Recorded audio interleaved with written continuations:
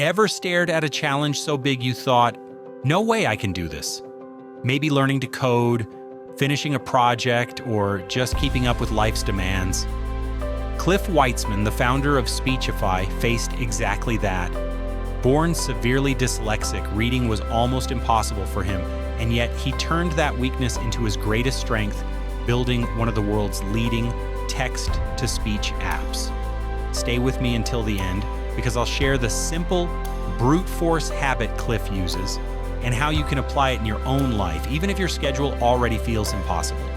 Welcome to the Growth Channel, the space that breaks down the best podcasts into bite-sized, actionable videos. This episode is inspired by Ali Abdaal's conversation with Cliff Weitzman, where they explored ambition, resilience, and how to build a career that doesn't just look successful, but feels meaningful. Cliff's story begins with a barrier most of us can hardly imagine. Growing up dyslexic, reading was a nightmare. When he moved to the US at 13, his mom had to read his summer assignments aloud just so he could keep up. But instead of letting that stop him, he applied to multiple colleges. He faced rejection after rejection until he finally gained admission to Brown University. At Brown, Cliff hacked together the first version of Speechify, not as a business idea, but as a personal solution to read his textbooks. Ali reflected that this was the perfect example of building products from personal pain. But Cliff didn't stop there. He built 36 projects in college, and none felt big enough for his ambition. So he decided to learn coding properly. Here's the problem. His dyslexia meant he constantly misspelled variables and his code would crash. Assignments that took others 3 hours took him 13. But instead of quitting, he brute forced his way through. He packed peanut butter sandwiches, worked from 8 in the morning until midnight, sometimes 2 a.m. every single day. Ali jumped in here, highlighting that talent isn't the barrier. Discipline and persistence often matter more. Cliff summed it up simply. Extraordinary results require extraordinary inputs. When he wanted to master user acquisition, he didn't just take a course. He read 100 books. He mapped the top 100 subscription companies. And then he flew around the world to meet their founders and CMOs. At one conference, when he couldn't get a ticket, he camped out in the lobby until he found a way onto the stage and demoed Speechify to thousands of people.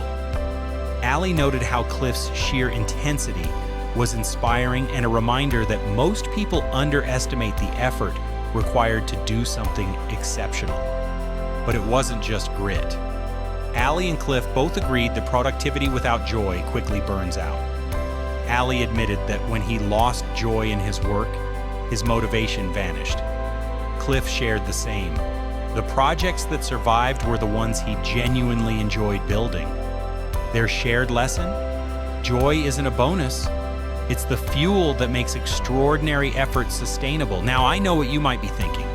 That's great for Ali and Cliff, but my life isn't like theirs. I don't have unlimited time. I've got deadlines, kids, bills, and responsibilities, and that's fair. Most of us can't grind 16 hours a day or fly around the world for answers, but here's where their lessons still apply. Start with one thing you've been avoiding because it feels too hard. Don't worry about being perfect. Just set a small daily block of time, 15 minutes, 30 minutes, and brute force your way through it. Like Cliff said, those brick walls you're willing to run through, other people are not willing to run through them. That's your advantage. I tested this myself. For months, I kept putting off writing, telling myself I didn't have the time. When I finally committed to just 20 minutes a day, the wall started to crack. A month later, I had more progress than I'd made in the previous 6 months. So let me ask you, what's your brick wall? What's the one thing you've been avoiding because it feels impossible? Share it in the comments. I'd love to see what you're working on. Remember, you don't need a perfect plan, just a better next step. And if this episode gave you something useful, hit subscribe so you don't miss the next one. Because next time we're diving into Williamson's conversation with Naval Ravikant, uncovering timeless lessons on wealth, happiness, and what it really means to live a free life. See you there.